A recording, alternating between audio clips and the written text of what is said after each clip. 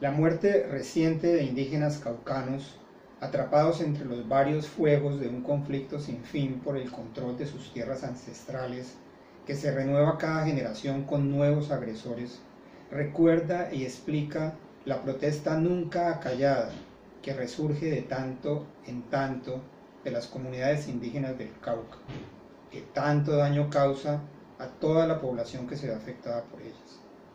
Es la expresión repetida de un conflicto secular, marcado por la servidumbre y la opresión, a veces soterrado, a veces abierto, que es la historia misma de los pueblos indígenas desde la conquista, una protesta por las vías de hecho, por un problema resuelto a medias.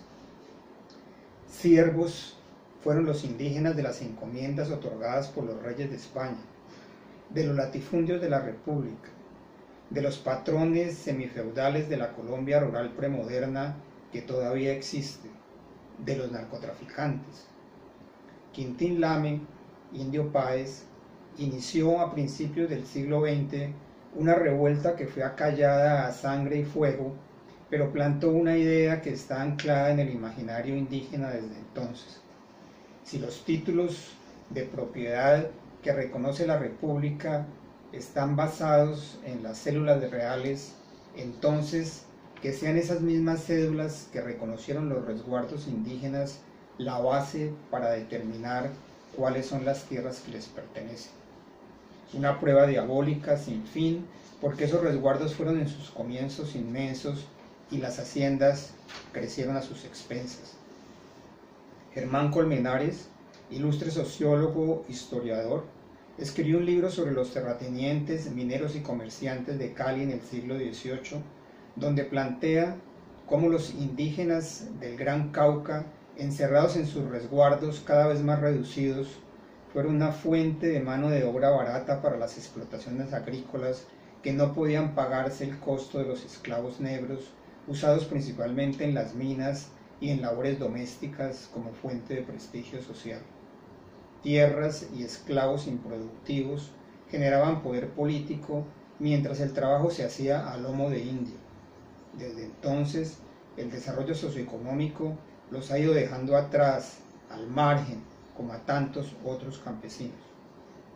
Mucho se ha hecho desde la Constitución de 1991 para remediar la situación de subordinación social. Lo principal ha sido el reconocimiento de los territorios indígenas ancestrales como entidades territoriales. Hoy hay en Colombia 772 resguardos que ocupan 32 millones de hectáreas, 70% de ellas de bosques protegidos. La población que se reconoce como indígena es cerca de 1.400.000 personas organizadas en comunidades, que es lo que les ha permitido reclamar sus derechos y organizar sus protestas. No en toda Colombia hay presión sobre la tierra. En algunos sitios, como el departamento del Valle del Cauca, el desarrollo de medianas y grandes empresas agroindustriales ha modernizado al sector rural y no existe ese problema, sino de modo muy marginal y politizado.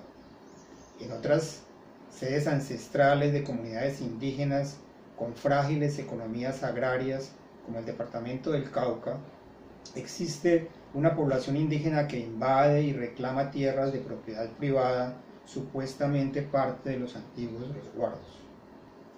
En ese proceso ha habido de todo, a través de los decenios. Una reforma agraria de hecho, producto de invasiones de tierras, que luego fueron adquiridas por el Estado y pagadas tardíamente a bajos precios para su reparto a los invasores. Un estancamiento del sector productivo agropecuario, dado que las propiedades invadidas dejaron de ser productivas. Una mala administración de los recursos entregados a las comunidades indígenas plagadas de nepotismo.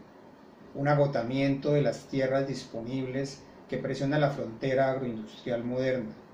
Una politización inevitable de una causa social, puesto que toda protesta social es política. Una mezcolanza de ese conflicto con el conflicto armado y sus economías ilegales, y una incapacidad del Estado para hacer respetar la propiedad privada y cumplir sus compromisos adquiridos.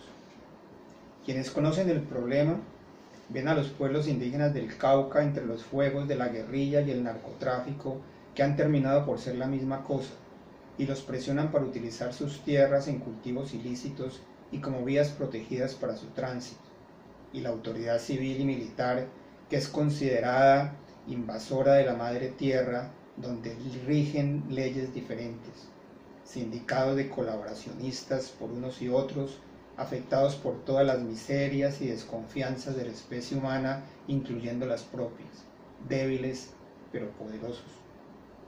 Los mestizos pobres y los afrodescendientes se quejan de que todos los privilegios estatales son para las comunidades indígenas.